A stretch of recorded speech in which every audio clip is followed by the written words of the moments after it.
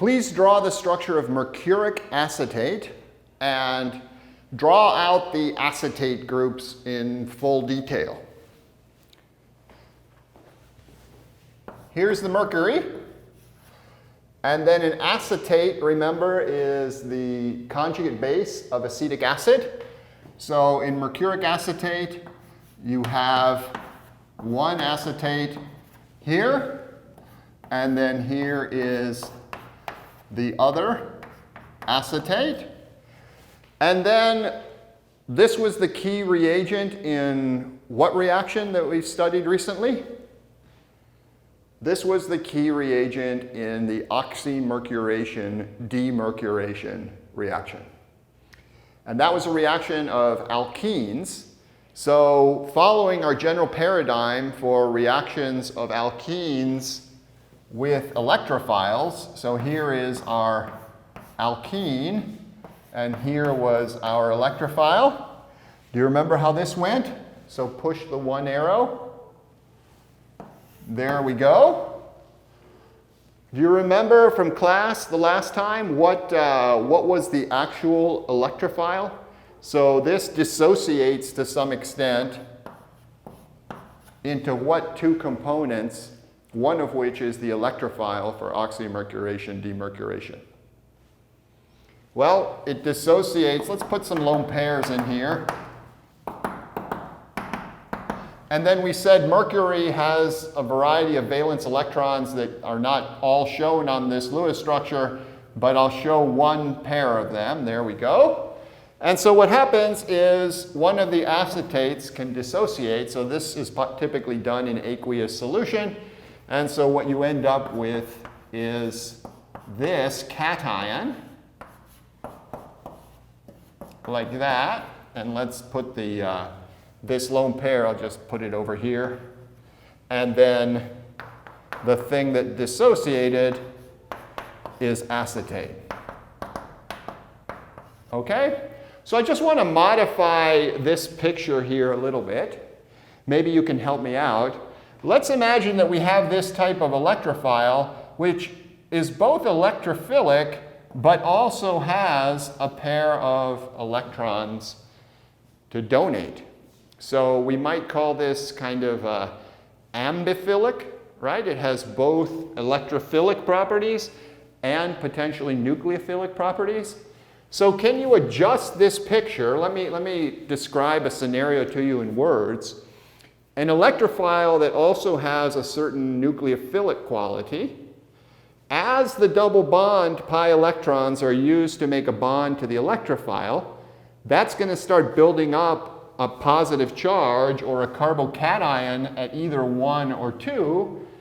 As that happens, the lone pair on the ambiphile can kick back in and make a bond to the place where the positive charge is building up. And let this be a concerted process rather than proceeding through a carbocation intermediate.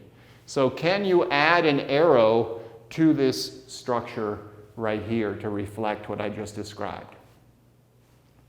Well, as the bond is being formed, let's interpret this to say make a bond using these two pi electrons between carbon 2 and E. And then this pair of electrons could come back and do that, right?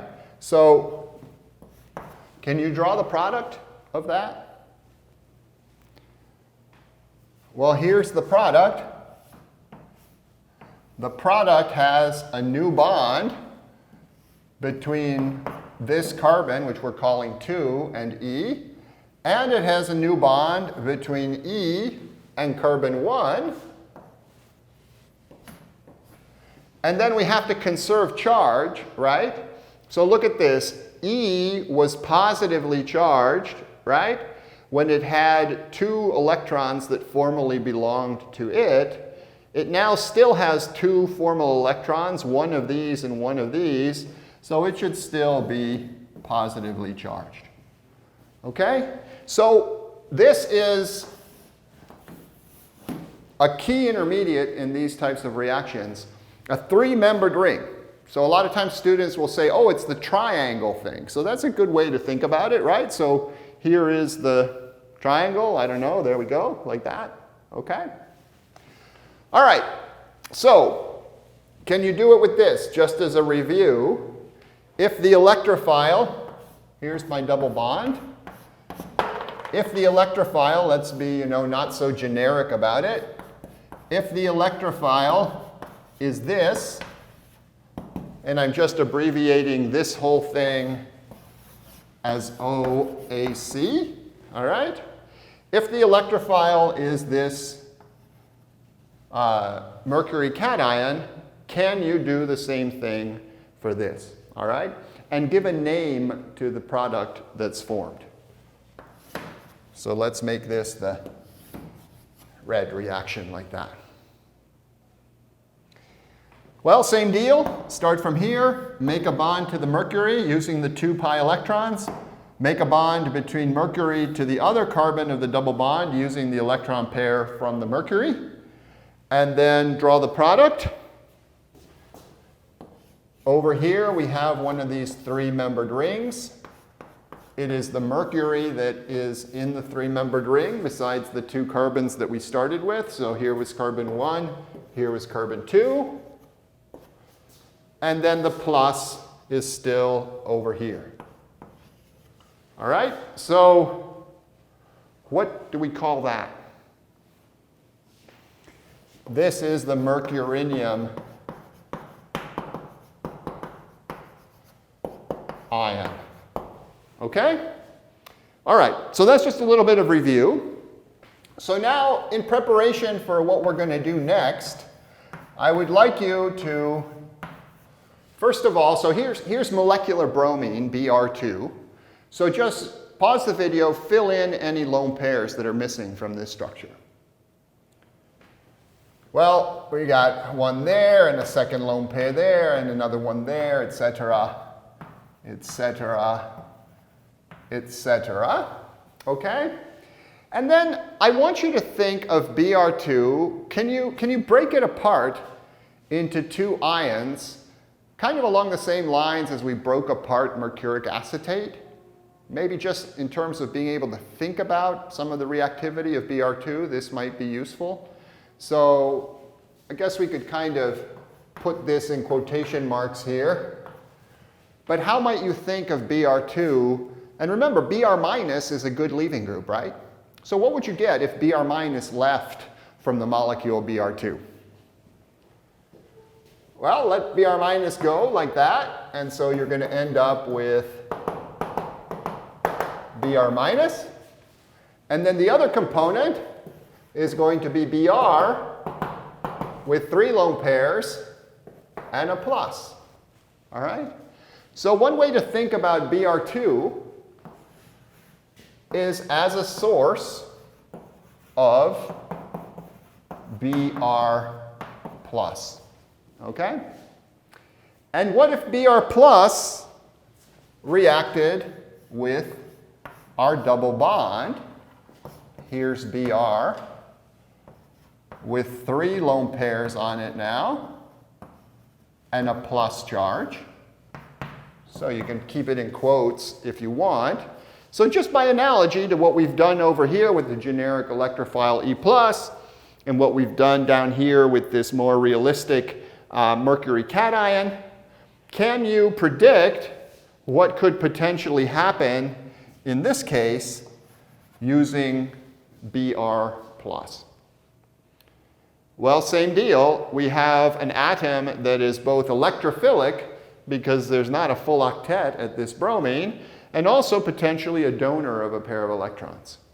So if we push the arrows here, make a bond, let's say we mean make a bond between carbon 2 and the bromine using this pair of electrons from the pi bond, but then we have a pair of electrons from the bromine that can go back and make a bond to carbon 1.